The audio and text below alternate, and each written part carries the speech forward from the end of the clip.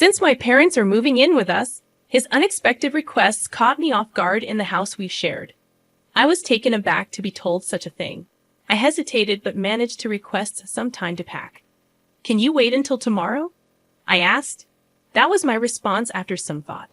Coldly, he replied, "Fine. I'll stay in a nearby hotel until then. I don't want to see your face."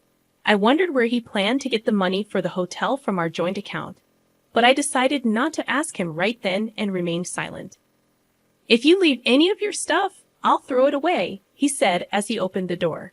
I watched him leave and let out a deep sigh. I'm the one paying $1,800 a month for the house mortgage.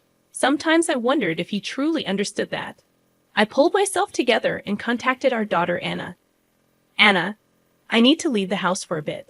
Can I stay with you for a while?" Sure. I'll come pick you up tomorrow." "Thank you so much," I replied, feeling grateful for her words. I dialed another number. I felt like George had been looking down on me, so I decided to give him a lesson.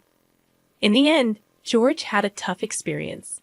"My name is Sarah. I'm 51, and I spend my days working hard at work and at home. I live with my husband, George. One day, I met him through an acquaintance, and before I knew it, we were married. At 23, we were blessed with an angelic daughter, Anna. However, George hardly ever paid attention to Anna, and I was mostly the one taking care of her. "Hey, play with Anna once in a while, I'd say," he carelessly responded. "That's a woman's job, right?" Yes, he had decided that housework was a woman's duty and wouldn't help. But Anna was such a good child, always helping me whenever I was tired. "Dad, if you're relaxing, help out. Housework is your mother's duty." Without hesitation, Anna retorted, "Then what's your duty? Mom works for both you and her." Even George couldn't resist helping a bit after hearing her genuine words.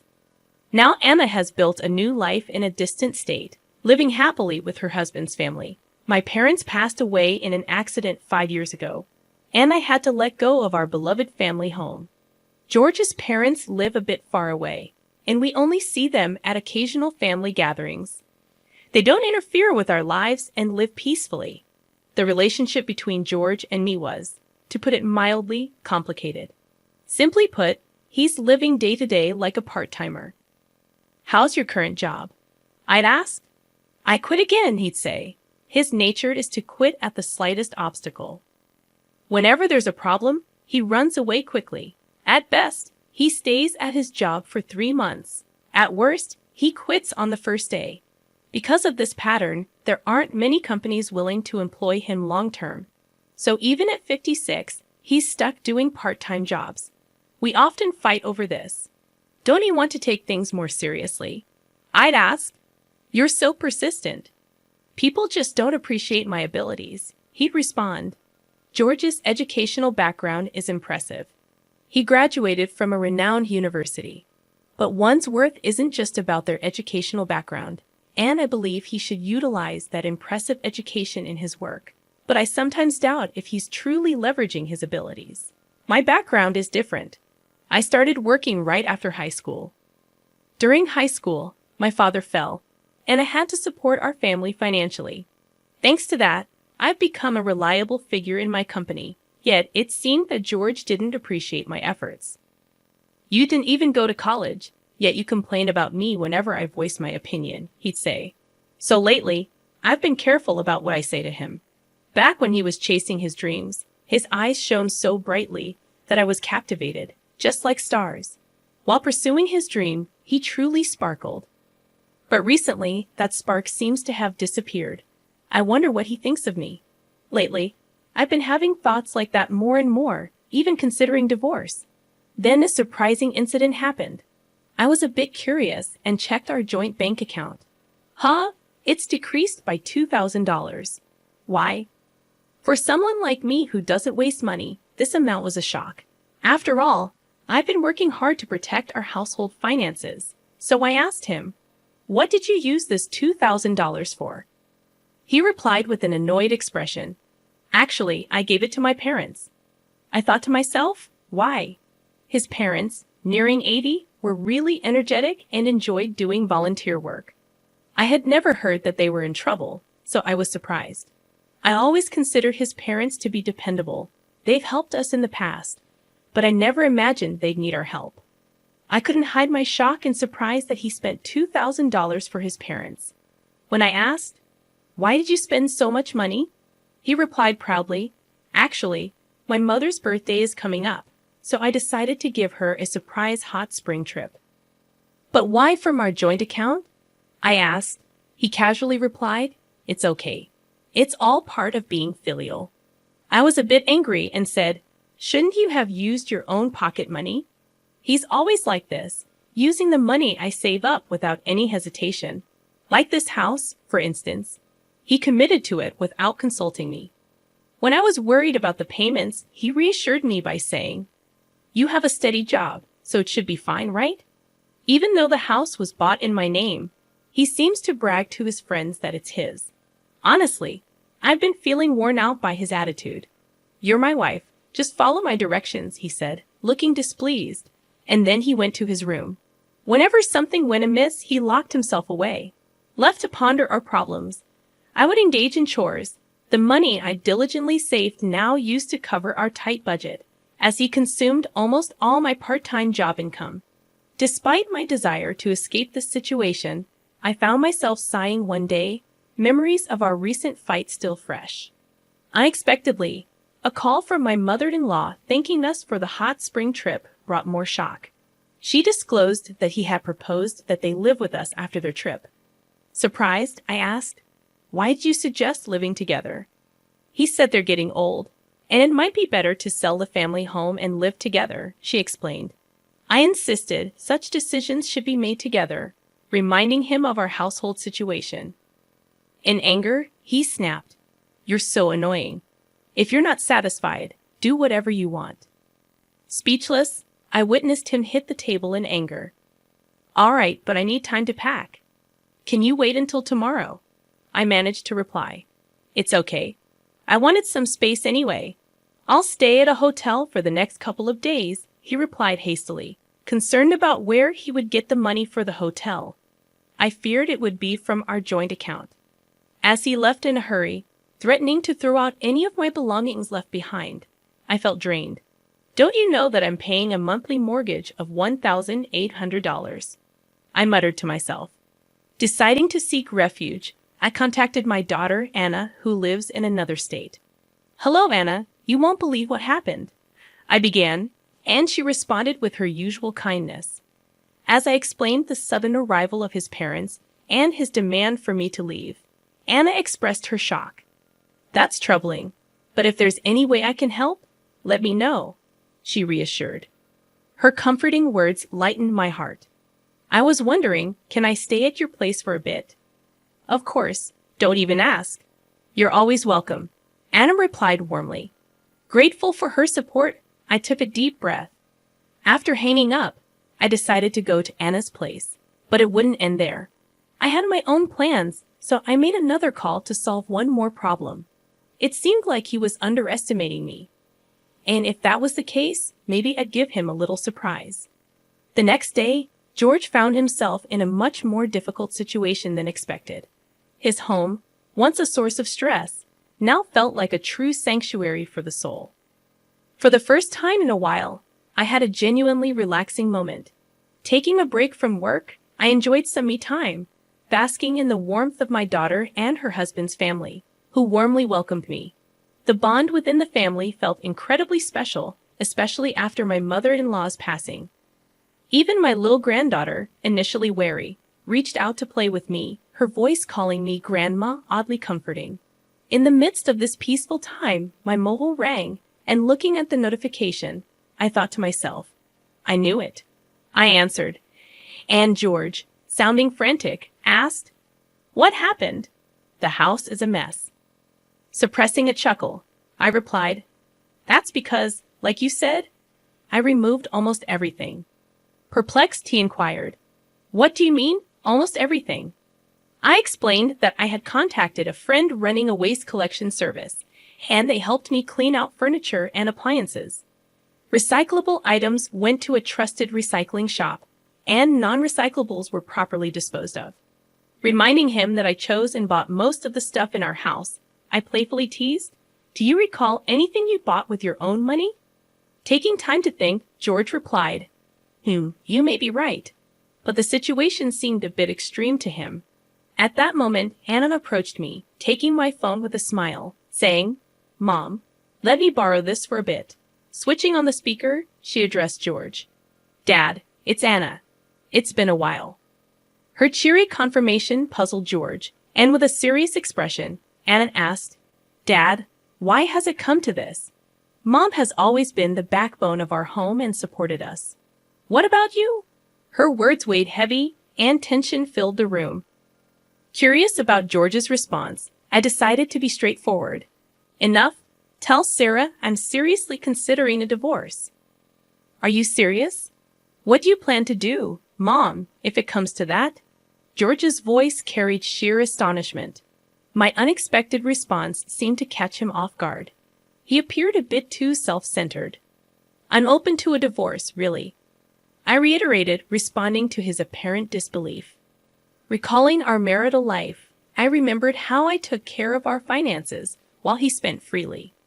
Money-related arguments were not uncommon. "It's okay. I get it. Just make sure to transfer the house's name," he said. "Sure, the house is yours now." "All right then. I'll prepare the necessary documents." "Thanks." After ending the call, Anna returned my phone. Concern showed on her face, but her smile was kind and understanding. "Mom, are you sure about the house? You bought everything with your salary, right?" "Well, there's nothing to worry about." Actually, when I told Anna the truth about the house, she burst out laughing. I explained. "Indeed, I acquired that house with my money, but there's still a mountain of unpaid mortgages. The amount of those mortgages is many times George's monthly salary. I can't imagine him paying that every month." "I see. You're really amazing, aren't you, Mom?" Anna praised. "I've been working behind the scenes a bit too, so Dad will probably get into a fix soon." "What do you mean?" I asked. "Actually, I've become very close with Grandpa and Grandma, so I get a lot of information." Anna winked playfully, flashing a mischievous grin. Unlike me, she highly valued her relationship with her grandparents and frequently kept in touch. After Anna reached out to her grandmother, things quickly escalated. My in-laws decided to cut their trip short and came to apologize to me.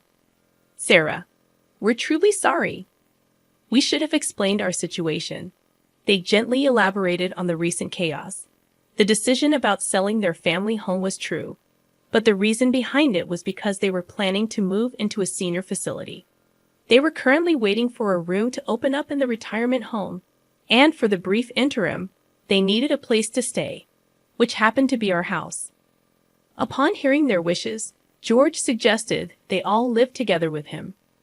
Although my in-laws were worried about causing me inconveniences, George told them Sarah fully agrees. In fact, she suggested it. Thus, they seemed convinced to move in. However, I never agreed to any such thing. My relationship with my in-laws was quite ordinary. I would never make such a bold proposal. "So, it was all Dad's cunning idea," Anne remarked, looking exasperated. My in-laws, resembling parents apologizing for their child's mischief, seemed deeply remorseful. Afterward, they were furious at George. Their eyes brimmed with the question, "Why would you do such a thing?" They concluded by seemingly cutting ties with their son, distancing themselves from him. Later, they deeply apologized to me and left in a somber mood. Honestly, I think my in-laws are decent people. They seemed financially stable, having aided in George's expensive university fees. "Hey, don't you think Grandma and Grandpa's parenting style is a bit too liberal?" Anna asked me curiously. "Why do you think that way?" I responded. "Well, they could see Dad not working, but they didn't say anything. Plus, he seems to have inherited their personality." True, George always appeared quite indifferent towards me. My in-laws seemed absorbed in their volunteer work and hobbies, drawing a line between them and our family. However, maybe that's not unusual. "I was always worried about you, Anna, and occasionally called you." Perhaps my in-laws' leniency influenced George's selfish behavior. but George is an adult. He shouldn't let little things upset him and should act responsibly. It had only been a month since our divorce when my phone rang again. I noticed George's name, someone I considered part of my past, with a slight frown. I answered, "What now?" "We have nothing left between us." "Listen, it's about the house mortgage." Panic and confusion filled his voice. Apparently, he had received the next mortgage statement. I had diligently paid $1,800 every month, but he might have been unaware of the amount. "It says $1,800 a month. Unbelievable." "Yes, I've been paying it properly. You graduated from a good school, right? You can manage that, can't you?" I could understand his shock. George's income was just over $1,200 a month, and given his spending habits, he barely saved anything. Although most items in the house were gone, he managed with things he received from his parents. However, he wasn't good at housekeeping and ended up spending money on eating out and laundromats. For him, a mortgage surpassing his income would be tough. Are you surprised that I, a high school graduate, can pay $1,800? Well, kind of. You see, even as a high school graduate, I worked hard steadily, getting promotions. I realized the importance of perseverance. That's impressive, but it might be tough for me. It was your choice to be in this situation. Stop blaming others and take responsibility. When we divorced, we had clearly discussed the mortgage and other details. It was a given that George would pay for it if he continued to live in that house. By the way, his parents seemed to have moved to a senior facility. When George reached out for help, they firmly told him, "You're an adult. Take care of your own affairs." "Sarah, won't you reconsider? Let's start anew." "Wait, you're kidding, right? We can't be together anymore." "Then how am I supposed to pay off the mortgage?" "That's for you to figure out. When we were together, I paid for it, didn't I?" Hearing his frustrated voice, I thought to myself, do your best. His future decisions and actions were up to him. I changed my settings so that I wouldn't receive any more calls from him. I had just started on a new path, so being pulled back into the past was truly bothersome. "Hey, did you get any call from Dad?" Actually, yes. Despite never truly apologizing, he asked if we could get back together. I could see through his words, though. It's all about money. Oh, maybe that's why he contacted me too. After I rejected his proposal, it seemed he had been contacting Anna numerous times. Despite always being weak in front of Anna, him persistently trying to contact her might mean he was genuinely struggling. I told him that this is the result of his actions. Exactly. Also, now that you finally have the peace you deserve, Mom, I told him sternly not to cause any more trouble. Thank you so much, Anna. I'm so happy to see my daughter grow into such a considerate and wonderful woman. I felt proud of her. Hey, Mom. I've been wondering, do you know what Dad was spending his money on? Why do you ask? Didn't he frequently spend money on gambling? At that, I couldn't help but chuckle. George's income wasn't that great, to be honest. Now that I think about it, maybe he was sometimes grumpy because he lost money due to gambling. That's true. On the days he actually won, he would sometimes buy special treats. His personality was perhaps a bit simple, but I wonder why I even married him. I chuckled at the naivety of my past self.